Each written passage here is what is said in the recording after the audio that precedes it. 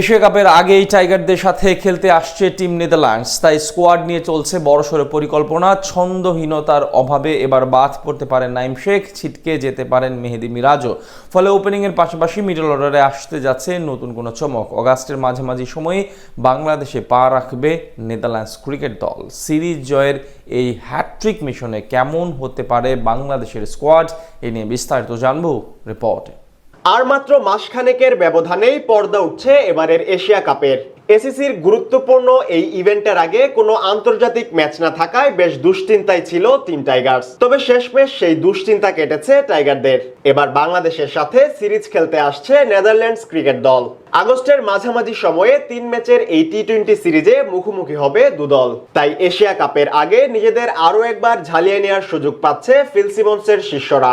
এর আগে সংক্ষিপ্ত ফরম্যাটে টানা 2 সিরিজ জেতার সুবাদে এবার সিরিজ জয়ের হ্যাট্রিক মিশনে নামবে লিটন দাসের দল। তাই স্কোয়াড নিয়ে বড়সড় পরিকল্পনা সাজাচ্ছে টাইগারদের টিম ম্যানেজমেন্ট। বাংলাদেশের সবশেষ সিরিজগুলোতে টাইগারদের ওপেনিং এ অন্যতম আস্থা ছিলেন ওপেনার পারভেজ হোসেন ইমন ও তানজিদ তামিম।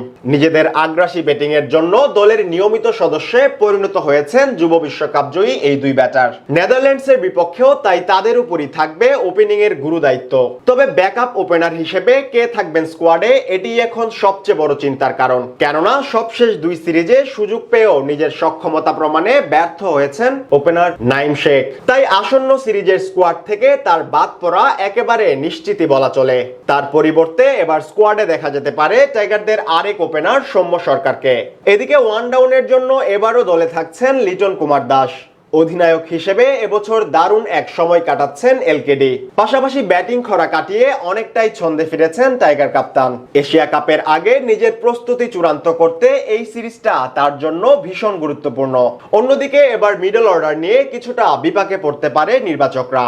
কেননা সবশেষ 2 সিরিজে টাইগারদের মিডল অর্ডারে বলার মতো তেমন কোনো ভূমিকাই রাখতে পারেনি মেহেদী হাসান মিরাজ। পাশাপাশি তাওহিদ হৃদয়ের পারফরম্যান্সও ছিল একেবারে গড়পড়তা। তাই হয়তো আরো একবারের জন্য টিকে যেতে পারেন হৃদয়। তবে টি-20 ফরম্যাট বিবেচনায় মেহেদী মিরাজের বাদ পড়ার সম্ভাবনাই সবচেয়ে বেশি। সেক্ষেত্রে তার জায়গায় নুরুল হাসান সোহানকে সুযোগ দিতে পারে টাইগারদের নির্বাচক প্যানেল। সম্প্রতি দারুণ ছন্দে আছেন টানা দ্বিতীয়বারের মতন জিএসএল ফাইনাল খেলা এই উইকেট কিপার ব্যাটার। এদিকে দারুণ পারফরম্যান্স সুবাদে এবারও দলে থাকবেন শামীম পাটোয়ারি এবং জাকের আলীর মতো ফিনিশাররা। স্পিন ইউনিটের নেতৃত্বে থাকবেন সহ অধিনায়ক শেখ মাহেদী। তার সাথে আরো 2 স্পিনার হিসেবে দেখা যেতে পারে নাসুম আহমেদ ও লেগ স্পিনার রিশাদ হোসেনকে। অন্যদিকে দলের পেস ইউনিটের মূল দায়িত্ব থাকবে কাটার মাস্টার মুস্তাফিজুর রহমানের উপর। তার সাথে স্কোয়াডে দেখা যেতে পারে দুর্দান্ত ছন্দে থাকা পেসার তানজিম সাকিবকে। ব্যাটিং এ এগিয়ে থাকার কারণে তার জায়গা এক প্রকার নিশ্চিতই বলা চলে। পাশাপাশি 3 নম্বর পেসার হিসেবে বোলিং অলরাউন্ডার মোহাম্মদ সাইফুদ্দিনকে আরো একবার পরখ করে নিতে পারে টাইগারদের টিম ম্যানেজমেন্ট। এছাড়া 4 নম্বর পেসার হিসেবে দলে থাকতে পারেন তাসকিন আহমেদ।